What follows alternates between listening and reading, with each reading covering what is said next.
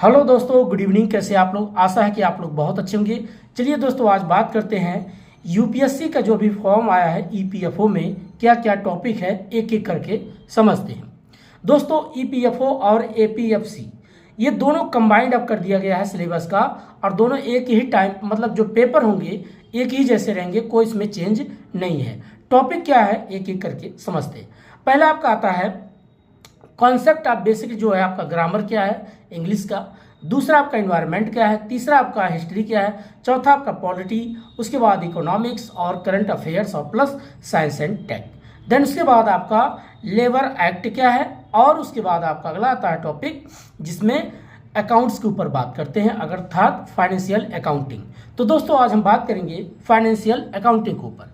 Financial accounting में हमें क्या क्या टर्म पढ़ना है एक एक करके समझते हैं। पहला है, आप बेसिक कॉन्सेप्ट समझेंगे। प्रिंसिपल ऑफ अकाउंटिंग क्या है, कॉन्सेप्ट ऑफ अकाउंटिंग क्या है, कन्वेंशन ऑफ अकाउंटिंग क्या है। उसके बाद आप जनरल एंट्री क्या है, लेजर क्या है, ट्रायल बैलेंस क्या है, ट्रेडिंग अकाउंट क्या है, प्रॉफिट एंड लॉस क्या है, और उसके बाद आप बैलेंस शीट पढ़ते हैं। देन उसके बाद कुछ एडजस्टमेंट के बेसिकली टर्म आप पढ़ेंगे। और एक होता है एएस, जिसको बोलते हैं अकाउंटिंग स्टैंडर्ड।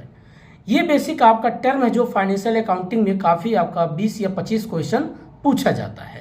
तो इसको आप क्या करेंगे, बार बार आप पहले क्या करेंगे, इसके कॉन्सेप्ट को समझेंगे। जैसे प्रिंसिपल ऑफ अकाउंटिंग क्या है। प्रिंसिपल मतलब एक सिद्धांत है, एक रूल है। जैसे अगर आप मान लीजिए रोड पे चलते हैं तो भारत में एक रूल है, आप हमेशा लेफ्ट साइड से चलेंगे और राइट साइड से वो दूसरा व्यक्ति आएगा तो उसके लिए भी उसका लेफ्ट होगा। तो ये ऐसे बैलेंस शीट में जैसे आप बैलेंस शीट बनाते हैं, एक साइड आपका एसेट्स होता है और एक साइड आपका लाइबिलिटी होता है। तो एसेट्स आपके दो होते हैं, एक फिक्स्ड लाइबिलिटी फिक्स्ड एसेट्स और करंट एसेट्स। देन उसके बाद फिक्स्ड लाइबिलिटी और करंट लाइबिलिटी। फिर से बताते हैं, फिक्स्ड एसेट्स और करंट एसेट्स। देन उसके बाद फिक्स्ड लाइबिलिटी और करंट लाइबिलिटी। ये बेसिक आपके चार टर्म समझना पड़ता है।